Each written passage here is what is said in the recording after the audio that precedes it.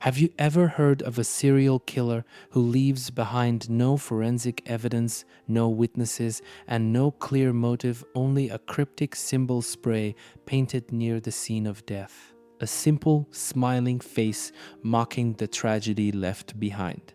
It sounds like something out of a horror movie, doesn't it? But what if I told you this is real? For years, young men have been disappearing under eerily similar circumstances.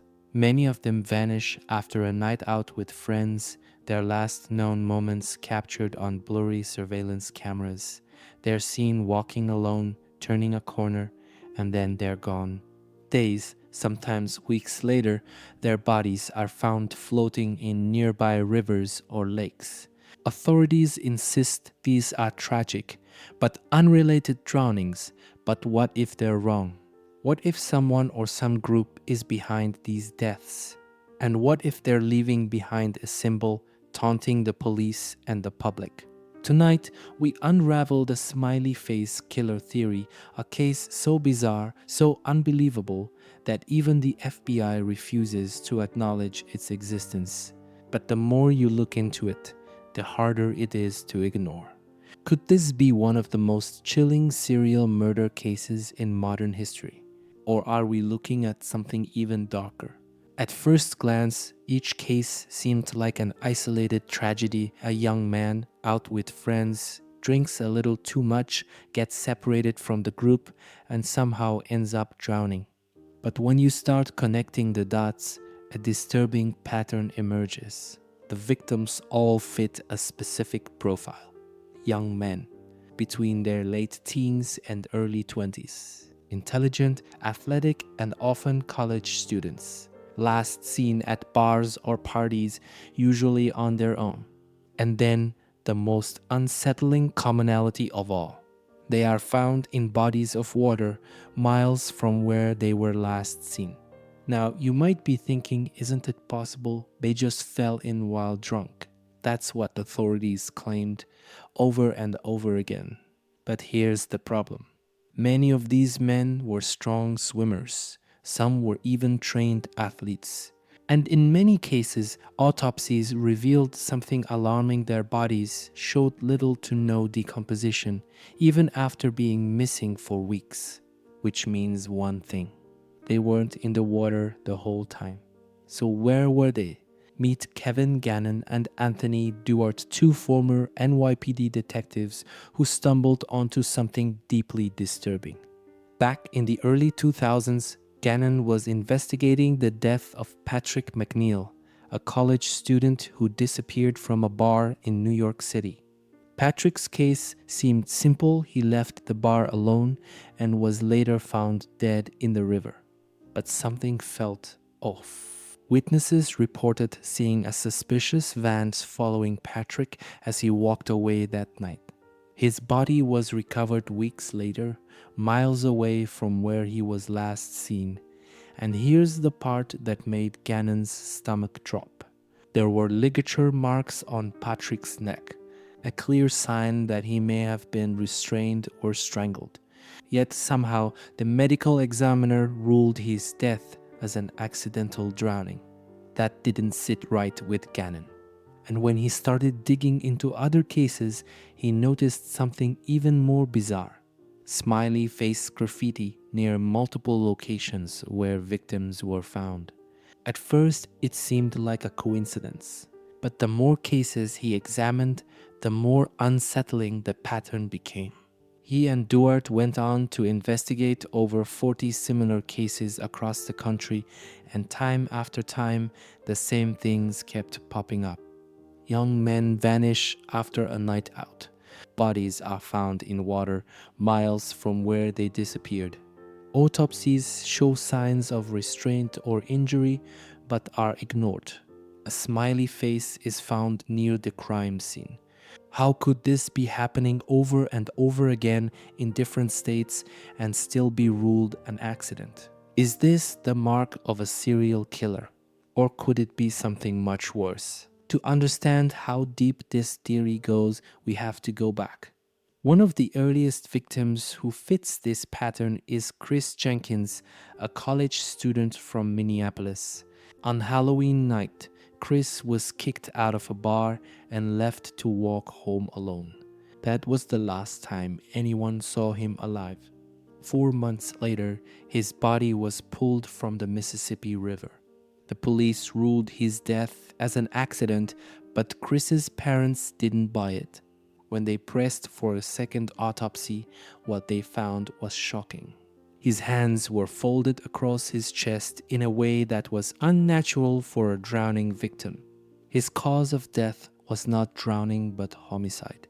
And once again, near where he was found, was a smiley face. Here's where things start getting truly unsettling.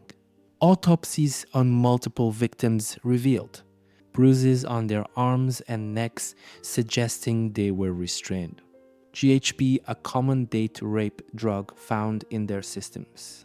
Bodies with almost no decomposition despite being missing for weeks, which means they weren't dead the whole time. Someone was holding them somewhere else before disposing of them. But why and who? And most importantly, why are authorities ignoring all of this? Section 6. Case after case, the same mysterious end. We've talked about Patrick McNeil. We've talked about Chris Jenkins, but there are dozens more. In Boston, Pittsburgh, Ohio, and even Wisconsin, the same story repeats itself. Young men disappear. They're found in water. No one has answers. At what point does this stop being a coincidence? At what point do we start admitting that something sinister is happening? And if these deaths aren't random, then what exactly is going on? One of the most haunting aspects of this theory is that the victims seem to fit a very specific type. They are all young, fit, successful men, many of them college athletes. Could the killer be targeting them for a reason? Or if we're dealing with a group, is this part of some twisted game? We have to ask ourselves, why hasn't this been stopped? And more importantly, how many more victims are out there that we don't even know about? Now, here's where things get even more disturbing. One of the biggest theories surrounding these deaths is that the victims were drugged, abducted, and later disposed of in water. Think about it, if you were a killer trying to get rid of evidence, water would be the perfect solution. It erases fingerprints. It washes away DNA. It makes it nearly impossible to determine an exact time of death. But there's one problem. Some of these victims were missing for weeks, yet their bodies showed little to no decomposition when they were found, which means they weren't in the water the whole time. So, where were they? Were they being held somewhere, kept alive before being killed? And if so, why? Now, let's talk about the smiley face graffiti. At first, it seemed like a simple calling card, a twisted way for the killer to mock investigators and victims' families. But when Gannon and Duarte started examining these symbols more closely, they noticed something strange. Not all of them were identical. Some were quickly scrawled, as if done in a hurry. Others were more intricate, carefully drawn.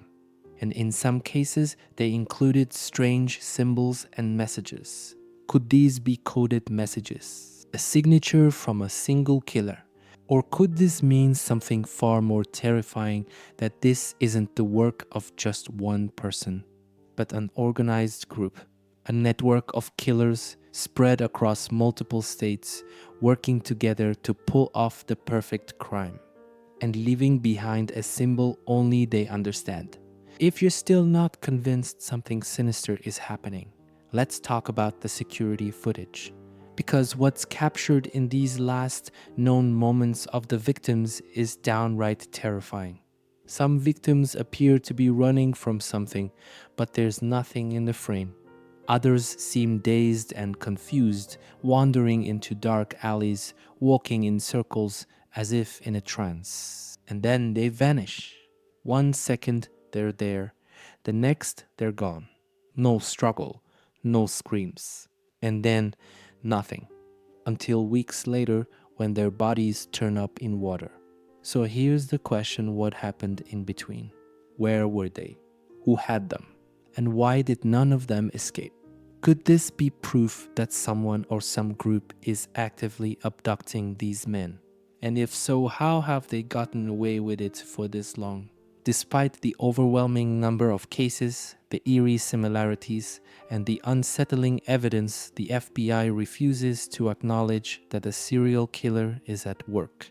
Instead, they continue to insist that these deaths are nothing more than tragic accidents. They claim there is no proof of foul play, no evidence to suggest that these drownings are connected in any way. But how do you explain the ligature marks found on some victims? The traces of GHB, a well-known date rape drug found in their systems. How do you ignore the fact that some bodies showed no decomposition despite being missing for weeks? At what point does coincidence become too much to ignore? So we have to ask, why are authorities dismissing this so easily? Is it incompetence, lack of resources, or is it something worse? What if they know something they aren't telling us? What if this case goes deeper than we think? Of all the cases connected to the Smiley Face Killer theory, there's one that sent shockwaves through the internet, a case so bizarre that it left even the most skeptical investigators questioning everything. That case is Dakota James. Dakota was a 23-year-old graduate student in Pittsburgh. One night, after going out for drinks with friends, he vanished. Surveillance footage captured his last known moments. He's seen walking towards a bridge, then, suddenly, he's gone. His body was found in the Ohio River 40 days later. At first, police ruled it an accidental drowning, but then came the autopsy. It revealed something disturbing. Despite being missing for over a month, his body showed almost no decomposition, which means he wasn't in the water the whole time. So, where was he? Who had him? And why did he only end up in the river after 40 days? Does that sound like a simple drowning to you? Or does it sound like he was being held somewhere before being disposed of? And if that's true, then we have to face an even scarier possibility. He wasn't the only one. Now, here's where things get even more disturbing. Over the years, Reddit threads and online forums have been flooded with chilling claims about the Smiley Face Killer. Some users claim to have inside knowledge. They post cryptic messages suggesting they know how the killer operates. They talk about a network, a group of people working together to target victims, abduct them, and eventually dispose of them in water. And then the accounts vanish, deleted, erased, as if they were never there. Are these just elaborate internet hoaxes? Or are we looking at something much darker?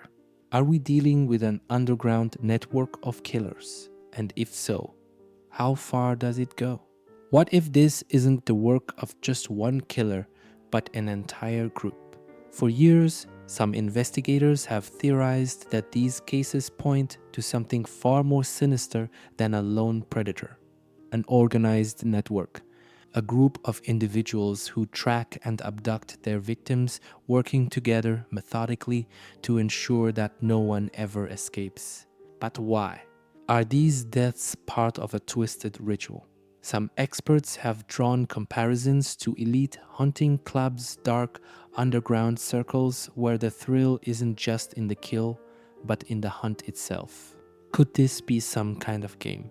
Are these men being stalked, captured, and disposed of for sport? It sounds like something out of a horror movie. But when you start piecing the evidence together, the eerily similar circumstances, the methodical disposal of bodies, the cryptic smiley faces left behind, it's hard not to wonder. Could there be a secret network of killers spread across multiple states working together? And if that's the case, how have they remained hidden for so long? The internet holds some of the darkest corners of human depravity, and the deeper you dig, the more disturbing the connections become.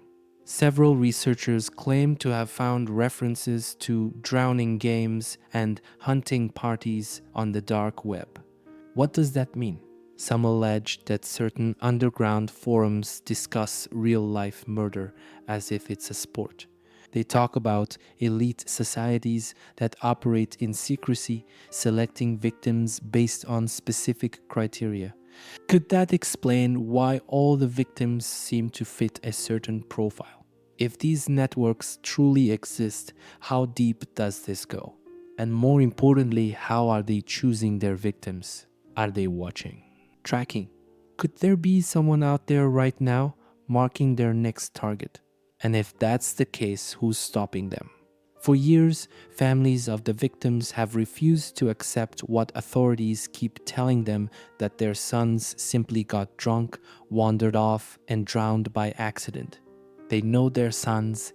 They know how careful they were, how strong they were. They weren't reckless. They weren't careless. And yet, each time another body is found, the police repeat the same explanation. No foul play. No evidence of a struggle. Just another tragic accident. But the families aren't buying it. Some have pushed for private autopsies only to uncover disturbing details authorities ignored. Others have demanded police reopen investigations only to be stonewalled. Why? Are investigators just too stubborn to admit they missed something? Or is it something worse? Could there be a reason these cases are being brushed aside? Is it incompetence, corruption? Or could it be that someone doesn't want these cases solved?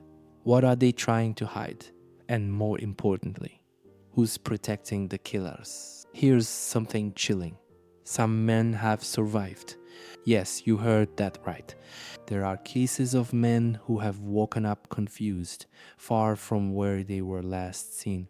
Some were found wandering the streets, dazed, with no memory of how they got there. Others were discovered unconscious in secluded areas, as if they had been left behind. One man was found shivering near a riverbank, his clothes soaked, his last memory being that he was at a bar with friends, then nothing. When asked what happened, he couldn't explain it. But what if he was supposed to be the next victim? Could these men have been intended targets who somehow got away? And if that's the case, why were they spared? Did they wake up too soon? Did they escape without realizing it? Or did their abductors change their minds? Whatever the answer is, one thing is clear: if there are survivors, that means someone out there is hunting. And if these men were supposed to die but didn't, does that mean the killers are still looking for their next target? For years, the Smiley Face Killer theory has been dismissed, ignored, and even ridiculed by law enforcement. But what if the case that finally proves foul play has just surfaced? Recently, new evidence emerged in one of these suspicious drowning cases, evidence that could force authorities to acknowledge what so many have suspected for years. A private investigator working with one of the victims' families uncovered crucial forensic details that the original autopsy missed, details that suggest the victim was restrained before he drowned, details that suggest he was alive for days after his disappearance, and most disturbingly, details that suggest he wasn't alone when he entered the water. If this is true, then it proves that these deaths aren't just tragic accidents. It proves that there is a pattern, a method, a clear sign of something darker happening. But here's the real question: will authorities finally listen? Or will this case, like so many before it, just become another accidental drowning? How much longer can they ignore the truth? Let's be clear, if even half of these cases are connected, then we're looking at one of the most disturbing and organized serial crimes in modern history. Yet, despite the overwhelming similarities, the eerie smiley face symbols, and the dozens of unexplained deaths, this theory remains officially unsolved. How is that possible? How can so many families be demanding answers, So many detectives be pointing to the same patterns and yet nothing changes. Is it because authorities truly don't believe in the theory? Or is it because they know something we don't? Could it be that some powerful force is keeping the truth buried? If this is an organized network of killers, is it possible that they have influence, resources, and the ability to silence investigations before they go too far? Could the biggest unsolved mystery in true crime actually be a cover up? And if that's the case, who's protecting the killers? Now, I want to hear from you. Are we looking at an elaborate hoax, a real serial killer, or something even more terrifying, an organized, secret network of predators who have been getting away with murder for decades? Does the evidence convince you? Or do you think this is just an urban legend fueled by fear and speculation? Drop your theories in the comments, because if the Smiley Face Killer or killers are still out there, who will be next? Don't let this case be forgotten. If you found this case as chilling as we did, hit that like button to help more people uncover the truth. What do you think? Is this just a wild conspiracy, or are we looking at one of the darkest serial murder cases in modern history? Drop your theories in the comments, we read every single one. And if you love deep dive true crime mysteries, make sure to subscribe and turn on notifications. You won't want to miss what we uncover next, because some cases are even more disturbing than this one. Stay safe, stay aware, and remember, some mysteries are closer than you think.